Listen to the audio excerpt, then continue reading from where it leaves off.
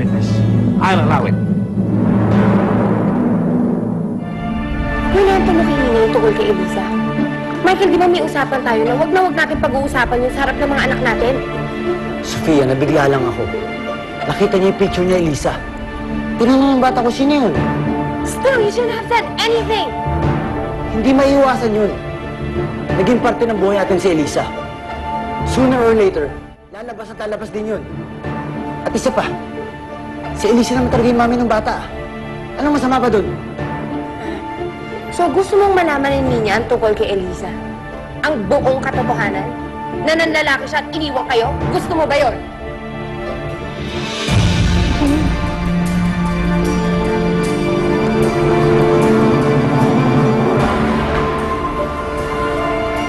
Testigo po sana ako dati para kontrahin yung sinasabi nila tungkol kay Elisa na siya ang pumatay kay Carlo Arellano. Pero nung gabi, bago po ng hearing, may dumukot po sa anak ko. Kilala niyo po ba kung sino ang dumukot sa kanya? Siya!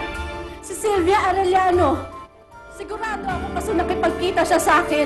Tinakot niya ako na kung hindi raw ako susunod sa gusto niya, papatayin niya ang anak ko. Kaya kinabukasan, sa hearing, napilitan po ako magsinungaling. Pinalabas ko po na si Elisa ang pumatay kay Carlo Arellano. So sinasabi mong hindi accurate and true ang testimony mong yon, na hindi talaga si Elisa Olivares ang umame na siya ang tumulak sa bangin kay Carlo Arellano. Opo, wala pong inaming ganun si Elisa sa akin. Pinagsinungaling lang po ako ni Sylvia. Ah, Ninya! Laki-laki na! Michelle! Hello! Ang lalaki na ng mga girls ko. Miss Lola! Nga pa kay Lola. Mwah! Oh, another Lola. Ay, mamingin mo! Oh, sige.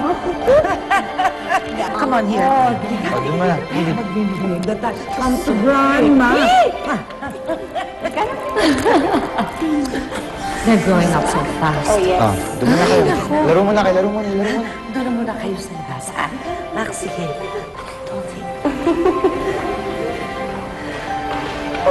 Wala. Mabutit dumalaw kayo, ha? Nabalitaan mo kasi namin na nakabalik na kayo ni Papa galing sa Asian tour. Oh. Nasaan nga pa pala si Papa? Oh, well. Ayun siya. Bakit parang malungkot pa rin si Papa? Eh, alam mo naman si Hiner. Laging nag-emote lang yan. Don't worry. Hindi pa rin ho ba bumubuti yung kalagayan niya? Eh, paano naman bubuti? He doesn't take his medication. He hardly eats properly.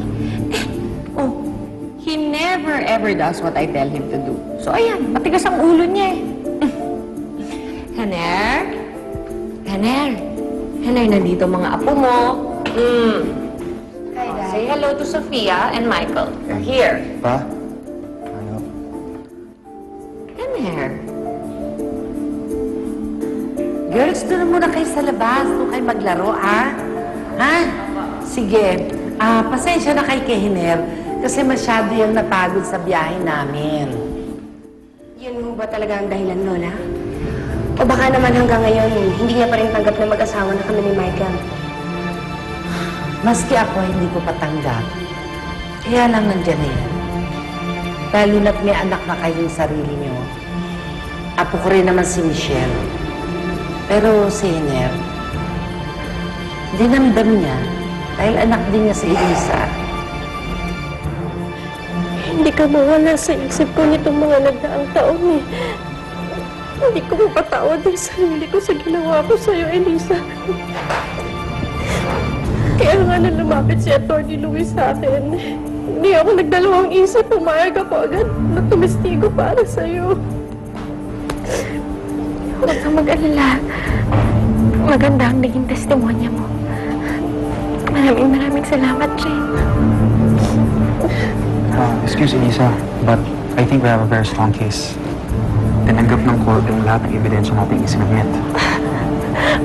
Mapapalaya ka na, Elisa. Hindi pa rin ako naniniwala. Hindi ako maniniwala hanggang hindi ako nakakalabas dito sa kulungan na to at hindi ko nakakasama ang mag-ama ko. Pa, mauna na ho kami. Nina? Michelle? Girls, come here. Halika. Magpaalam na ako kay Lolo. Lolo. Kiss na rin. Kiss na. Kiss na. Michelle? Kiss na, Lolo. Kiss. Yan, good girl! Girlie, pakiakyat na yung mga bata. Akyat na muna kayo. Lolo. Come on. I'll take you up. Bye, Michelle! Careful. Ingat ha.